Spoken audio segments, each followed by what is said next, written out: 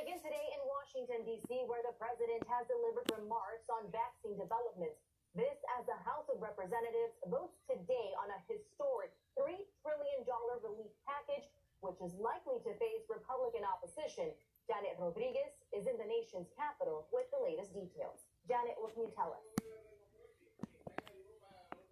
Well, at this hour, the president is speaking on Operation Warp Speed. What he says is that he plans with this operation to have a vaccine ready for distribution. And this is basically now a collaboration between the federal agencies, the U.S. Army, and the forces and the private sector to be able to get this vaccine as soon as possible. Thank you, Janet Rodriguez from Washington, D.C. And Republicans have said that they will not vote on what they have called a wish list for Democrats. And the CDC releasing new guidelines on how to safely reopen and avoid outbreaks. This comes as 4 states are seeing new cases on the rise. And in New York, the epicenter of the outbreak here in the U.S., the governor announces easing of restrictions. Lorraine Gassides has more. 45 states are already easing restrictions. By next week, that number jumps to 48 states. Right now, 4 states that have already eased restrictions, Montana, South Dakota, Arkansas, and Maine, are seeing new cases on the rise. Lorraine Gassides, News. Meanwhile, in Southern California, the U.S. Navy's Mercy hospital ship is set to depart Los Angeles to fallout from the whistleblower, Dr. Rick Bright, who issued a dire warning about the coronavirus during a hearing before the House Committee on Energy and Commerce's Health Subcommittee. Meanwhile, President Trump toured a medical equipment facility in Pennsylvania where his comments have drawn some criticism. Some Republicans on the subcommittee said Dr. Bright's hearing shouldn't have been held at all. Republican Richard Hudson of North Carolina claimed the hearing was not about the whistleblower complaint, but undermining the administration during a national and global crisis. Now, an update to a story we told you about yesterday. The FDA has issued an alert about the COVID-19 test.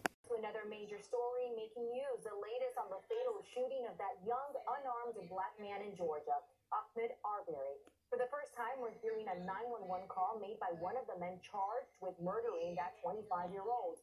The call was made weeks before the shooting. Rafael Rodriguez has the latest. And there's much more still ahead right here on unemployment has skyrocketed in the U.S. since mid-March, a reality reflecting a shaky economy that's left millions facing financial hardship and uncertainty.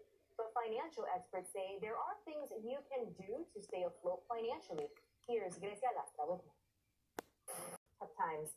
Pharmacy chain CVS is opening coronavirus testing sites in some parts of the country as early as complications from the pandemic. Many families don't have a washing machine at home to clean their clothes.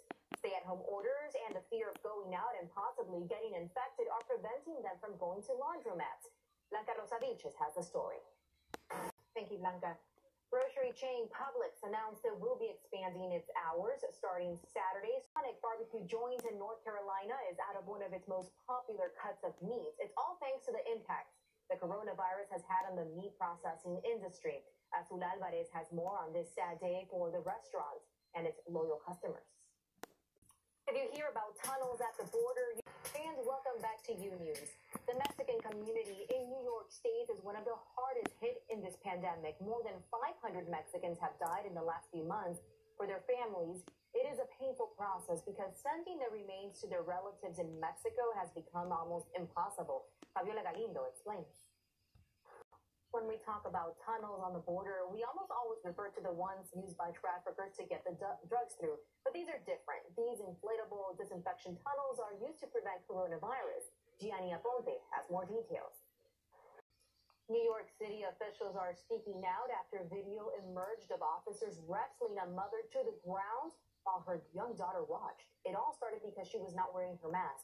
The NYPD says the confrontation was the mother's fault. Shay Rodriguez reports. Still ahead, results of the massive testing.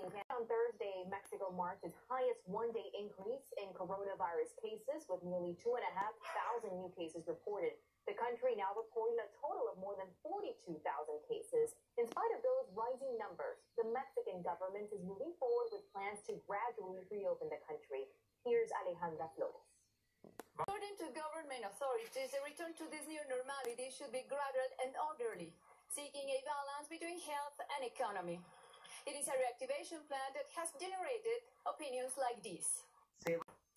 Back in action, some sports. A look now at when and how sports are coming back as leagues brainstorm safe ways to return. Battle lines are emerging on the baseball field, with players resisting a plan from owners that would likely mean a pay cut for most of them. Nuriti Marangi has the story. The governing body of South American soccer, meanwhile, also addressing safety concerns as it contemplates when league play will return. CONMEBOL says coming up next, Broadway in your... And welcome back to U News.